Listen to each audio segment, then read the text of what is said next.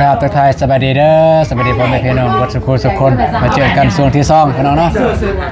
ก็สำหรับคลิปนี้ก็บ่ได้มีหยังหลายพี่น้องก็สิพามาเบิ่งการกินข้าวกินน้ำของพวกเฮาเป็นจังใด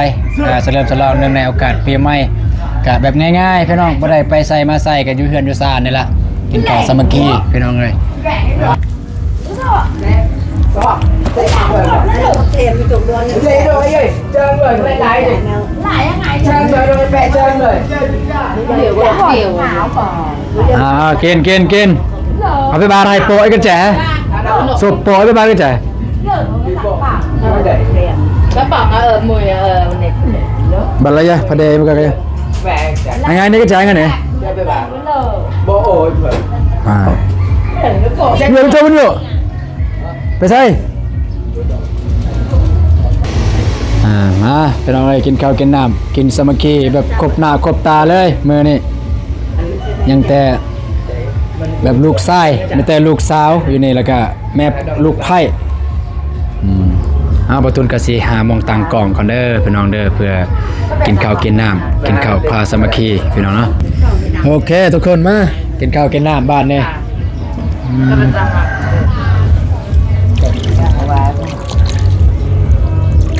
ย้อยขา đò chạm về đuổi lẹp anh này đâu có lên chào được đồ phía đây chào được chàng โอเคเอาดอกกระเจียดูกล่องไง còn đi hả มาเด้อพี่น้องเด้อกินข้าวกินน้ำเด้อพี่น้อง đây lẹp จ้ะ ra chào lần nhân độc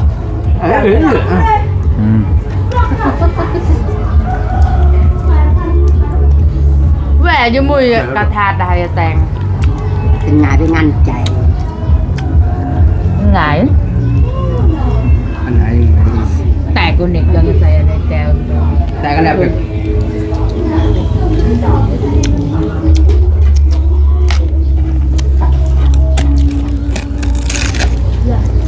chào chung chung nữa một bên chào phải nằm đặt rồi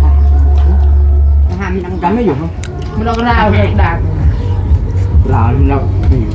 đây หมด cái nó đèn không á bà lên vẽ tí ý là nó khả hả vậy nó khô là đây không có nó có cổ cô em nhục hùa ก็ไปเหาะเจนยังกองบ้าหาม chả cái mấy trà nữa đâu nhân người chào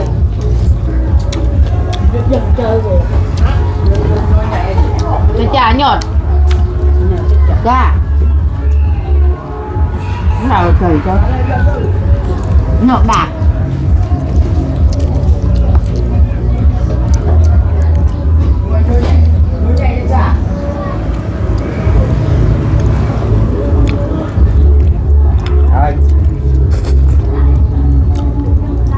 tháng ngày dừng lại còn đèn người ta chả nhỏ rồi nhanh đây nhồi nhọt nhảy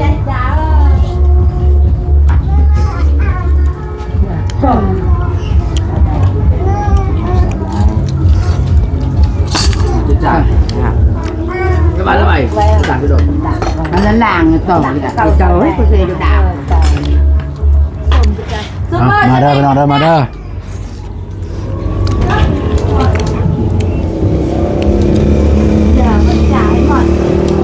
bạn cho đôi chuẩn nó đen cái cả tổ vào ngày tà tà bảy vá đã con này kia này hả tà ở chỗ nào ta đã để lu bơ hả mày cha bạn nhưng đâu có tưởng bạn đục thì một nọc cái vật già nick nó một cha bạn đục มันดอกเซ็ก em mà dậy mới chồng mày càng phải cho bạn vào thế chứ chả nó có ra học cái đục là ra học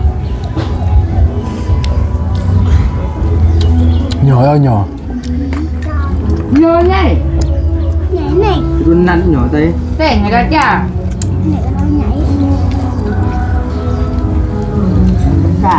ไอ้คนยังการได้เนื้อแย่ดอกกันไปก่อน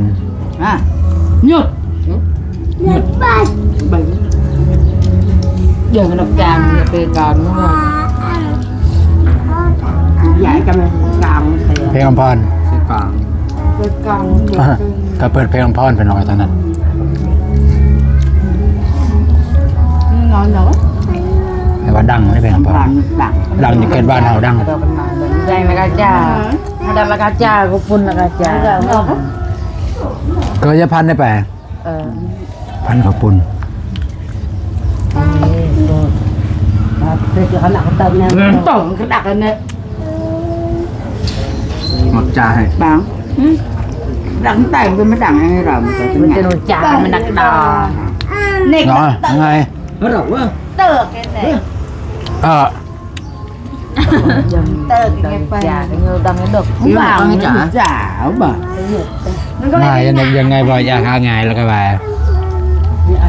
à hả bà to tay phong to tay นั่นอย่าไปโตๆเลยเดี๋ยวจ๋ามาเตือนจอด vậy sao học có sao đấy หักบันอะไรไปอะไร Ở rồi nó thiệt. rồi dặm เนี่ยมึง หนกอันเนี้ยหยำหนกก็ไม่จ้าจะมาแล้วหนก Cái liền. lòng trà, cái lòng nơi hay nhà ตัวเย่ ngồi nhỉ. nhiều luôn nhiều cha cháu chứ saoหนกอ่ะ Thì hơn hẳn. Ai? gọi chứ cha Nhê bà con chờ cho nghe này cả mới bảo cái con mới chờ con đi cả đằng đằng chả rồi đâu có làm cái con mẹ chờ thế vậy Rồi hết. và nó là màu Các bạn cứ tưởng nhé một mức nào nó dâm tẻm nó riêng cái bếp là không nhỏ không phải đâu. เพิ่นเอาใจไว้เยอะไว้เด็บมันก็เอาใจ Nhê ơi mẹ con dành cải à Mấy cái mẹ chờ chứ không chờ nó đem cái này cái con cặp những cái đó nó được à Nó bắt ở bên đó. Ra hay chán này cái này cần bài chán. ở trên nha cha cho được vẻ ta Cứ cha rồi này. của nó có bao trả thì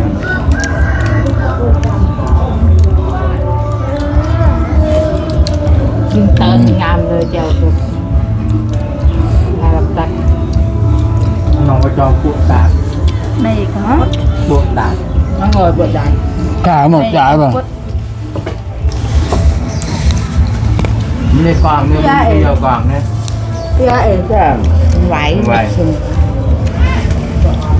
Nó xì nhiệt cật. เสียเตอร์ให้มากัน Đây. ê จ้าอย่า Còn ngoài cặp đi tôi làm sai cho cha. mình Dạ, cho dạ. làm mình canh cho cha ơi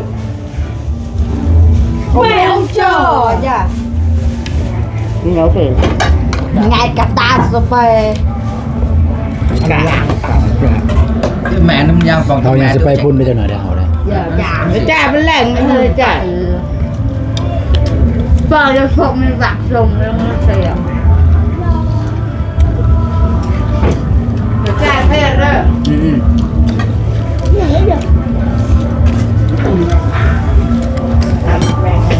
chả thôi cái lạnh thôi Làm berlas. ở đây phải những này bố cái đại Có cay ngọtอยู่กูhay giờ hay có đi cha lời cụ bạc bộ nó đây chả ăn chừng sơn chả chồng nó đây đó anh ấy phải cái bên nhà người bên chừng hỏi cái gì á hàng anh tọt cái hành tinh của quay kè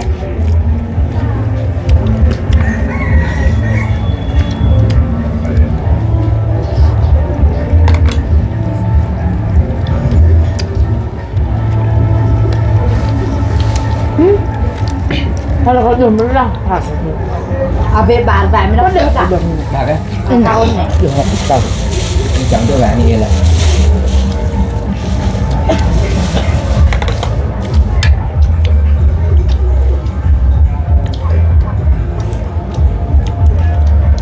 này là sao nhiều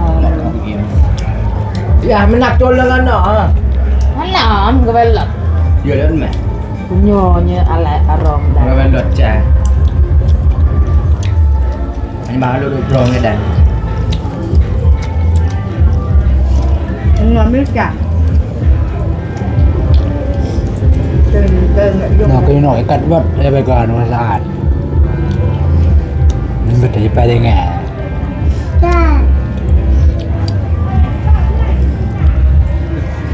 Lặng trời con nhộng.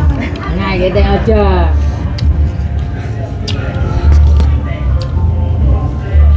Ngày căn là cái về lại chờ. dạ Cột đồng. Đồng bên tươi.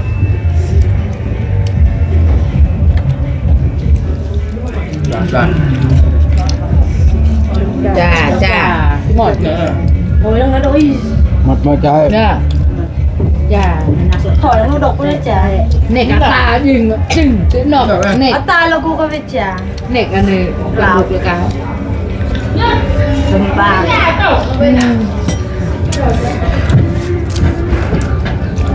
chả mà lấy tân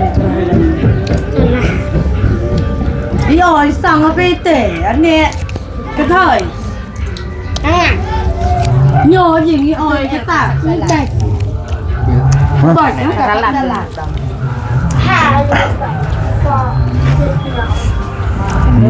Dần nhỏ อ้าวกินอ่า nhưng sao chả Bỏ đây. Đây lên tuần. Cái cô dây chào tuần. đừng cô có tật này cả lo cái bác cô mới bắt được trà cam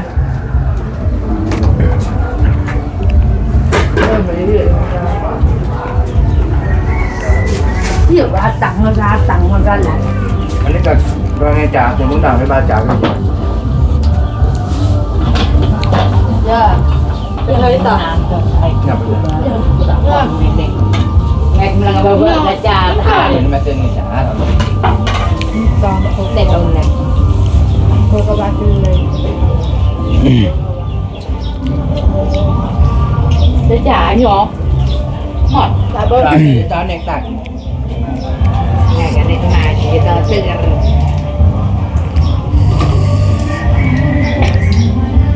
Bà đưa.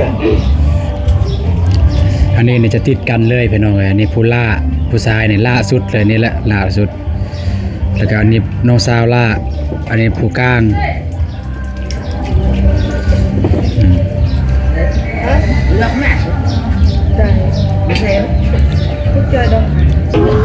มีน่ะ FC คอมเมนต์ถามว่าอยากฮู้ว่าอยู่เฮือนบ่ตูนทั้งหมดจักคน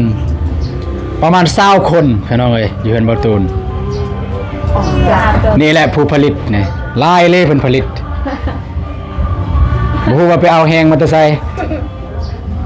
โดยเฉพาะจากเพิ่นน่ะประมาณ9คน3 con cậu. จากเพิ่น Xong. บ่มีการป้องกันบ่มีการ Sampai tadi บ่มีการ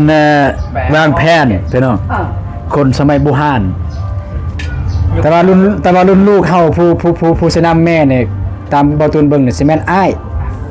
ยบ่ตูนผู้กกคั่นก็ลายคือกันตอนนี้4คนละตอนนี้ผู้ชายหมดนี่แหละแม่นแล้วนี่1 2แล้วก็3นี่หัวแดงนี่แม่นแล้วก็นอกจากนั้นเนี่ยบ่ฮู้ว่าสิมีการวางแผนบ่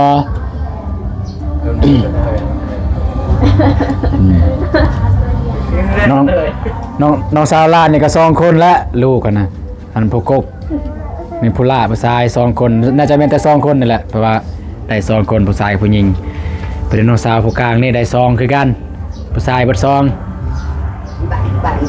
ดีแท้นี่ไอ้น้องเฮานี่บ่ต้องนำคือแม่เด้อ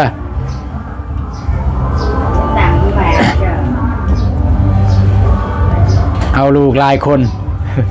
แต่อยู่เรือนปัจจุบันนี่ในเบิ้งโบตูนสินับแบบจบเจือเลย ไพ่เนี่ยมัน4คนไพ่อยู่ยังอยู่นำกันเลยไพ่4คนลูกชาย5คนหนึงบ่ทันได้เอาผัวแล้วบ่ได้เอาเมีย5หันก็9แล้วเด้อพี่น้องผู้ใหญ่10กับแม่ 10กับแม่ล่ะ10เฉพาะผู้ใหญ่พอดีเด็กน้อยลูกอายผู้หนึง4คนพอดีลูกอายผู้หนึงอีก3คนรวมเด็กน้อย7คนรวมอยู่ในเฮือนน่ะ17คนพี่น้องอันนี้แบบโอ้ยแต่ก็คือเฮาแบบเฮาอยู่เฮาเคยอยู่แล้วมันบ่ได้แบบบ่ได้รู้สึกอีหยังใดธรรมดาแต่ว่าตอนใดแบบว่าคนอยู่เฮือนบ่ครบเนี่ยแบบวังเวงเลยตอนนั้นคือเฮาเคยอยู่นำกันหลายคนนะแบบรู้สึกวังเวงเลยแต่มื้อใดเฮาบ่ได้แต่ว่ามีคนใดคนหนึงไปนอนป่านอนบ้านผู้อื่นบ่จังซี่รู้สึกวังเวงเลยนะ อร่อยนะพี่หมาอย่างกูดังผมทานก็ ประมาณนี้พี่น้องนี่ จ้ะเดือดแต่ละจับเท่าไหร่ การได้ก็จ่ายหยด ใส่เศษหรือเปล่าว่า จะจ่ายอย่าง แจกเศษสุดไปแหล่เศษ เอาพี่น้องเอ้ยเอาเดี๋ยวนี้ก็ทีมงานพี่น้องทีมงานมาซอยงานบ่ตูนก็เอิ้นมากินจักเล็กจักน้อยพี่น้องเอ้ยนี่ในของกินของอยากมากินอยู่นี่อ้าวอาหารบ่พอก็ขอโทษขออภัยเด้อที่มากินอยู่นี่ก็คือฝนตกพี่น้องก็เลยลุกมากินอยู่นี่อาจจะสมอมสมแมมแน่จักหน่อยหนึงแต่ขอโทษขออภัยของกินอยู่เทิงย่างบางเทื่อว่าบ่ดื่มมามื้อนั้นเนี่ยบ่ฮู้ว่าสิมาหรือบ่ดื่ม กินนี่พี่น้องเอ้ยจ้ะก็น้องนุ่งก็แม่นพี่น้องอยู่นี่น้องนุ่งทั้งน้องนุ่งแล้วก็มีเสี่ยวหักเสี่ยวแพงแล้วก็ญาติพี่น้องนํกันนั่นแหละอันนี้ก็สำหรับ2คนนี่มันสมัยเรียนแต่ป .1 แล้วก็สำหรับนี่แม่น้องนุ่งอายุก็17-18 ปีทางอันนี้ก็ประมาณอายุประมาณ21อันนี้ประมาณ19ไอต้อมนี่ไอต้อมบักต้อมมานะ ก็ประมาณนี้พี่น้องนี่อากาศฝ่าลังฝนเด้อพี่น้องเด้อนี่เมื่อกี้นี่ฝนหนักนี่เปียกเบิดฝนตกหนักเมื่อกี้นี่ป๊อดมีแต่เสียงเพลงอยู่เทิงมีแต่เสียงเพลงพี่น้องเอ้ยเพิ่นมีแต่เสียงเพลงเลยนี่ป๊อดโซขับรถไปเลยนี่นี่ป๊อดโซพี่น้องบอตูนกับสิไปพุ่นพี่น้องเพราะว่า ตอนแรกเลยทางครูบาเพิ่นนัดบอตูนกับน้องบองเป็นวันที่17แต่ว่าเพิ่นเปลี่ยนมื้อเป็นมื้อนี้พี่น้องเลยก็คือไปเอาพระขึ้นหรือว่าเพราะว่าเพิ่นท่วงบอตูนกับน้องบองมื้อนั้นเพิ่นว่ามีเคาะมีแขอย่างต่างๆนั่นแหละเพิ่นอยากสบายง่ายกับเพิ่นอยากปัวท่านซะพี่น้องก็จะเป็นต้องได้ไปหาเพิ่นจะเป็นต้องได้ไปหาเพิ่นอยู่หั่นละ